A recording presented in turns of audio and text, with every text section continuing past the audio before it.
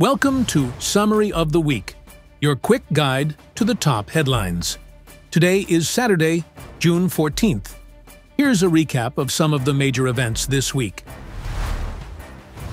It was another weekend of Russian attacks on Ukraine, including a massive Russian missile strike targeting a rumored F-16 airbase and cities in western Ukraine. Kharkiv also faced a mass attack, with the Russians reportedly firing 3 missiles, 5 Kyiv, 4 MLRS, and 48 drones at the city. At least 3 people were killed and 22 injured. Meanwhile, the Ukrainians reported more successful strikes on military targets in Russia. A Ukrainian F-16 Viper shot down a Russian Su-35 fighter bomber in the Kursk region. The Ukrainians destroyed a Russian MiG-31 and Su-34 at a military airfield in the Nizhny Novgorod region.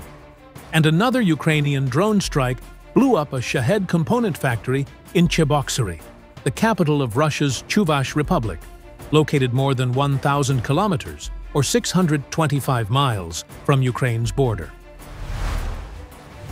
Following agreements made during peace talks in Istanbul earlier this month, Ukraine and Russia conducted the first round of a major prisoner swap on Monday, a second round on Tuesday, and a third round on Wednesday. The prisoner swaps were focused on the return of the seriously wounded. The freed soldiers had serious injuries or illnesses, such as amputated limbs, vision problems, infections, shrapnel wounds, and chronic diseases. The number of POWs exchanged wasn't made available at press time, but it was expected to surpass last month's swap of 1,000 prisoners on each side.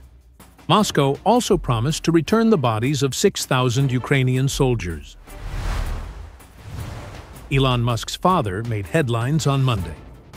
Errol Musk visited the Forum of the Future 2050 event. The Moscow-based event was organized by far-right Russian political philosopher Alexander Dugin, a man sometimes referred to as Russian leader Vladimir Putin's brain. The elder Musk was there along with high-profile U.S. conspiracy theorist Alex Jones and the leader of the Workers' Party of Britain, George Galloway. At the meeting, Musk praised Putin, calling him a very stable and pleasant man. In more overnight attacks, Monday night to Tuesday morning, Russian missiles and drones struck dozens of civilian areas across Ukraine, killing 3 and injuring about a dozen people. The St. Sophia Cathedral in Kyiv, an 11th-century landmark that's been called the soul of Ukraine, also received minor damage. In Kyiv, firefighters were still working, and clouds of smoke could be seen floating above the city in the afternoon. In Odessa, a maternity hospital was hit. Things could have been worse, though.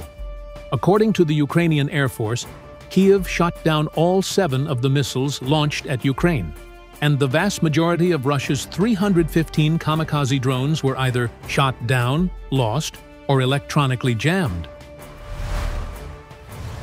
There were a series of explosions in the town of Kotovsk in Russia's Tambov region early Tuesday morning. Reports suggested that Ukrainian strike drones targeted a gunpowder factory, which manufactures propellant for various types of ammunition used by the Russian military. On Tuesday, Ukrainian officials confirmed that a photo, widely dispersed on social media, of a Ukrainian soldier who returned from Russian captivity with the phrase "Glory to Russia" branded onto his abdomen was real. The soldier had earlier been exchanged as part of a POW swap with Russia. Across the Atlantic, the political fight over Ukraine aid continued in Washington. U.S. President Donald Trump once again waffled on the U.S. military budget for Ukraine, even at a paltry $300 million, as key allies urged him to keep critical support intact. The Washington Post reported on the same day that the Trump administration planned to transfer thousands of foreigners who were in the U.S. illegally to the U.S. military base at Guantanamo Bay in Cuba.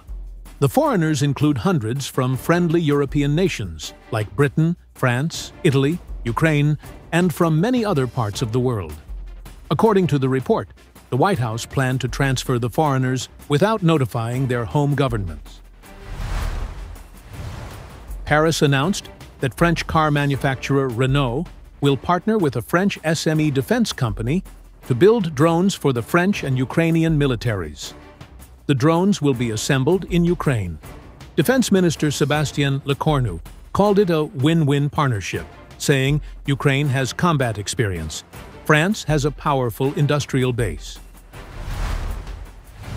Renewed Russian airstrikes early Wednesday morning on the Kharkiv region using bombs, missiles, and Shahed-type drones killed 2 civilians and wounded 28 more, including 3 children, the capital city's mayor said. Ukrainian President Volodymyr Zelensky called the attacks the work of possessed maniacs with their Shaheds. Russia marked a grim milestone on Thursday. According to the Ukrainian military, the total number of Russians killed and injured in Putin's invasion now exceeds 1 million. The million losses happened to coincide with Russia Day. In a move that some called tone-deaf, U.S. Secretary of State Marco Rubio congratulated the Russians their special day. Although he did not congratulate the Russians on the Russia Day, for his part, in an evening address, President Zelensky announced that the Ukrainian military was slowly pushing the occupiers back from Ukraine's northeastern Sumy region. The big news Friday was a surprise strike on Iranian nuclear and military targets. The strike employed 200 fighter aircraft, nearly 2/3 of its entire force. An Israeli government spokesperson said Israel struck more than 100 targets with 330 precision-guided munitions. Russia's foreign ministry condemned the operation, expressing concern over the growing escalation in the Middle East.